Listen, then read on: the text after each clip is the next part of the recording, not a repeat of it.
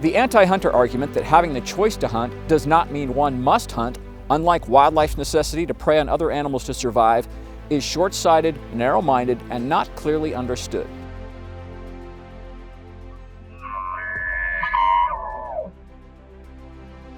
In today's world, there's a growing disconnect for many in understanding the origins of the food we eat and the important role hunting plays in our own food security.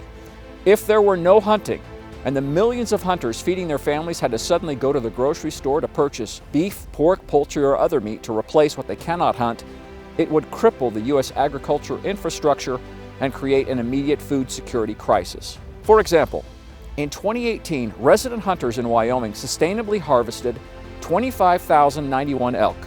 According to a University of Wyoming study, an average bull elk yields 218 pounds of meat, while an average cow elk yields 169 pounds of meat.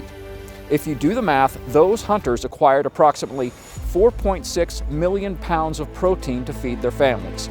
If you look at that number in terms of meals, say 6 ounces per meal, 4.6 million pounds of elk meat translates into a healthy serving of protein to feed 12.2 million Americans. You can then take that amount of meat and multiply it by the number of successful elk hunters nationwide. That 4.6 million pounds of elk meat increases exponentially, and it's done sustainably.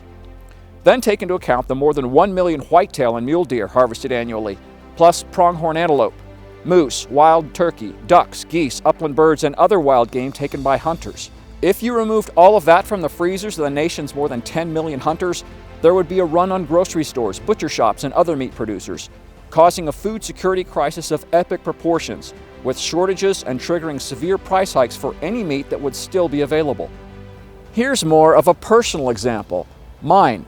From 2008 to 2016, my son and I took 4 cow elk, or about 700 combined pounds of meat. That's how we fed our family of 6, all by hunting, within about 60 miles of our home.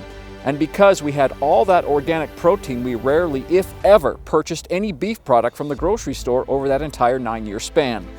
Now multiply that scenario by the more than 10 million hunters across America, many of whom also feed their families from harvested wild game, and you again see the impact. Therefore, hunting plays a key and necessary role in providing nourishment at America's dinner tables. When you combine that knowledge with hunting being the top wildlife management tool, hunter-generated dollars as the key primary source of funding for state and federal wildlife agencies, and excise taxes on hunting equipment so far generating more than $12.5 billion specifically for conservation over the last 75 years, it's more than evident that hunting is conservation.